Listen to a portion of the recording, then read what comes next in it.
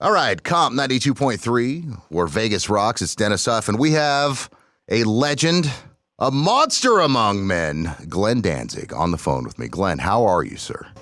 Good. How you doing, Dennis? Dude, I've been a huge fan of yours since I was a kid. Awesome. And I know you hear that all the time. I mean, don't be... You never hear it enough.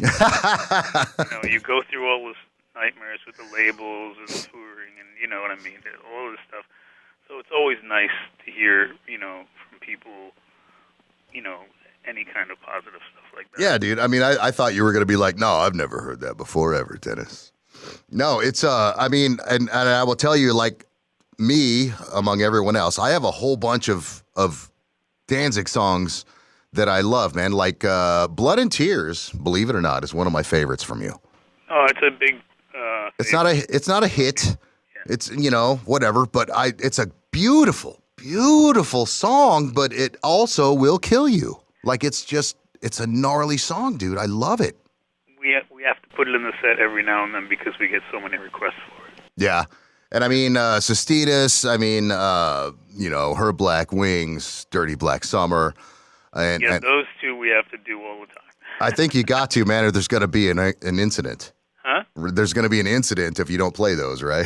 Yeah, no, there are certain songs we have to play, like, of course, Mother, but Twist of Cain, She Rides, Her Black Wings, Dirty Black Summer, How the Gods Kill. I mean, there's a bunch that we have to play. It's all like just super, super bluesy, but it's got a dark twinge to it, and I think it attracts a certain type of person, man.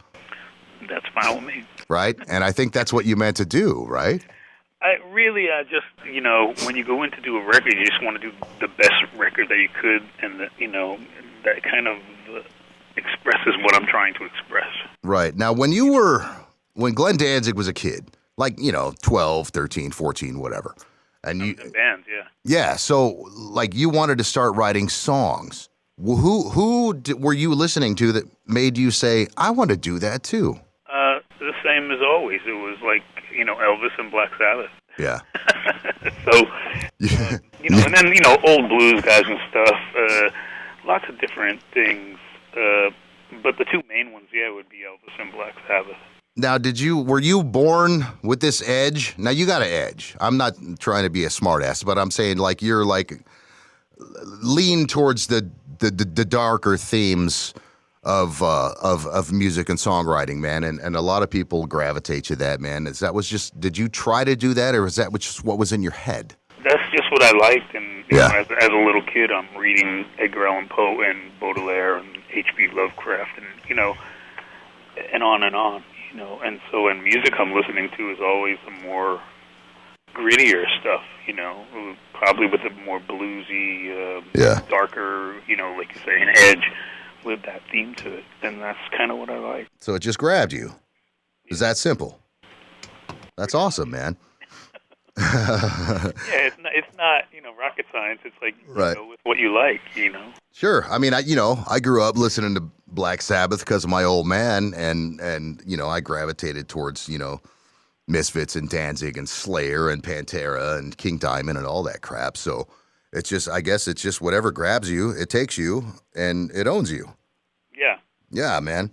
And by the way, Dennis Huff, once again, from KOMP 92.3, talking to Glenn Danzig. Big show, by the way, with a Bath and Cro-Mags, March 21st in Las Vegas. And that's the kickoff of the tour, right, for a short leg up the West Coast? Yeah, and we've got Down with us also. No crap? I can't cuss on the radio. It's great having, Phil Belong and his band. Yeah. Yeah. So you're just doing a short trip now.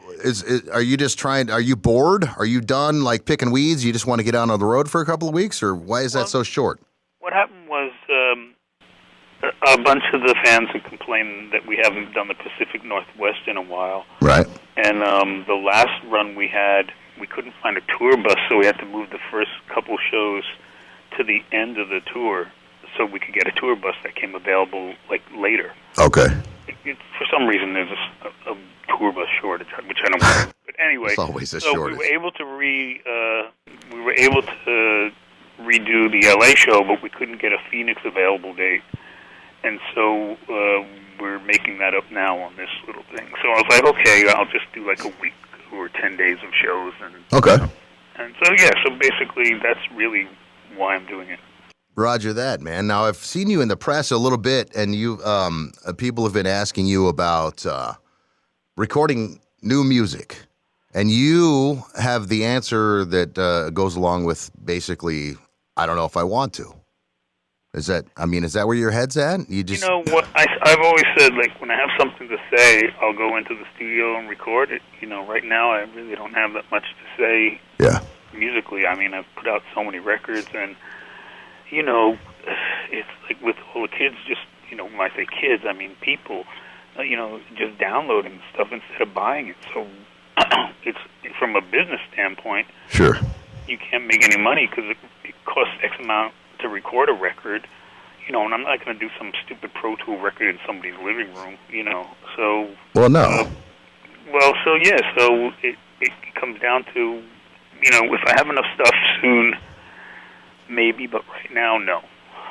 All right, I get that, and that makes perfect sense. I mean, it costs you a couple $100,000 to record a record. If everybody's going to steal it, what's the point?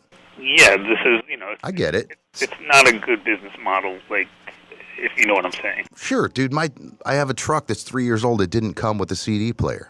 Oh, man, I wouldn't have bought that truck. I'm like, I don't want to stream. I don't like doing that, dude. I mean, maybe it's because I'm an old dude, but whatever. Yeah, well, you might have to just buy a CD player. I don't even know if you can buy one anymore. I don't even know. They stopped making VCRs, Glenn. I don't know what to do, man. Yeah, actually, VCRs have made a big comeback. We the last two movies I did, we put them out on VHS because there's all these VHS collectors. Yeah? Yeah, we didn't do a ton of them, but we did a limited run on VHS. Yeah, there's a lot of VHS collectors. Do you think it might be more worth your while if you, like, put out a single or a small EP or something? That's what I'm thinking. When it becomes... Or like, hey, I got this great song. I'm going to put it out. Hopefully somebody will buy it instead of steal it. If I can find time to actually, because right after this, these shows, it'll be it for Danzig shows for a while. Yeah. I've got some Misfit shows I have to do in 2025, but then after that, I mean, pretty much I want to do some other stuff, so we'll see. And in that amount of time, if I write some more songs, then maybe I'll do like an EP or something. I got you, man. So listen, I got this memory in my head. We're talking to Glenn Danzig from Danzig and Sam Hain and Misfits. It's Dennis Huff on KOMP 92.3. I have this memory in my head, sir, and it's of Misfits opening for Sam Hain, opening for Danzig at Celebrity Theater in Phoenix. Did that happen, or did I drink way too much in the 90s? Wait, what was it? Remember, it was you, and you did like Misfits and Sam Hain and Danzig songs. Place in Phoenix in the round. Oh, it was an early Danzig. Dude, it was like 30 years ago. Yeah, it was an early Danzig show. We were just doing club shows, I think, right when the record came out. Yeah, because you came out like a couple different times, and one time you came out with the Locks. Yeah, the Celebrity Theater used to be a chain. Yeah. One here in Anaheim, there was one in Phoenix, there was one somewhere else, I forget. Yeah. Anyway, yeah, I remember doing that. But that blew my mind, dude, because I saw so many, like, bands from my youth that came, like, you know, you did that. I saw, you know, Judas Priest with Ripper and, you know, all kinds of different bands there and stuff. And it was just like, I tell people, I saw this, and I'm like, Glenn Danzig, and he did Sam Hain songs and Misfit songs and Danzig songs, and I'm like, I don't think that's true. It was. Yeah, well, so we didn't have, the Danzig one record was the only thing that was out, and that wasn't enough for a whole set. Right. So we would, you know, add in, you know, some of the later Sam Hain songs, and I think we might have added one Misfit song. Like well, that was a great night for this old radio DJ, Glenn, and I appreciated that, man. I wanted to ask you one more about the comic books. Are you still doing the Verotic? Yeah, we put out comics every now and then, probably like 2 or 3 a year. We got a new one coming out in June, which is the second issue of Hell Mask. I have a little stack that you probably don't remember, but you sent me back in the late 90s at an old station in Phoenix that I used to work for, and I still have those, and they are treasured possessions, man. And some of them are worth a lot of money. Oh, I did not know that. I'm going to have to go look at it. As long as they're in really nice shape, yeah. They're still in the envelope that you sent them in. Oh, wow. They could probably be worth they could be some money. Yeah, billions of dollars. I don't know about that. 100.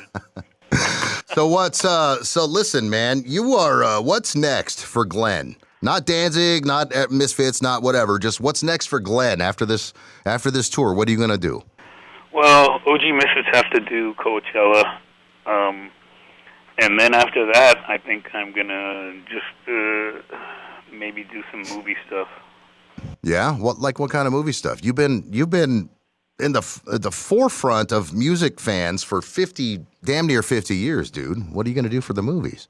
Well, pretty much, probably horror themed. I have a Yakuza movie though that I wrote. Yeah. So maybe I'll get to do that. That's nice, man.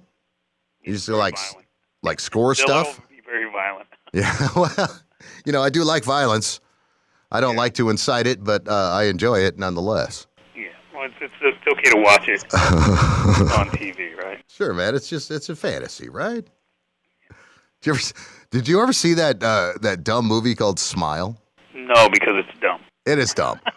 But dude, it gave me the creeps for like 3 weeks, and I don't know why. And I'm like a big horror fan, but it really weirded me out. I don't know what it was. Anyway, we got Glenn Danzig on the phone with KOMP 92.3, and he's playing a big show. Well, he's playing a tour, but the first show is here in Vegas with Down, Abath, Cro-Mags, and it's going to be starting March 21st. Is that correct? Yeah, Vegas. Right here. The first show. Las Vegas at the theater at the Virgin.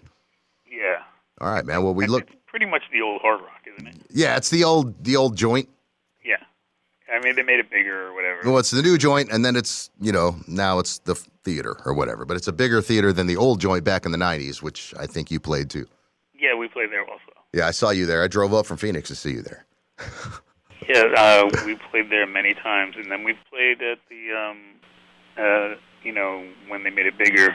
We played there a couple times now also. Yeah, they used to have like an outdoor theater out in the parking lot, and then they built the new joint, and then that's just that's the new venue over there. But it's pretty cool, man. Dude, we're looking forward to seeing you coming through Vegas, and we appreciate your time talking to us here on KOMP 92.3, Glenn. My pleasure. Thank you very much, sir, and enjoy, and we'll see you in a couple of weeks. All right, man. All right, man. Be well.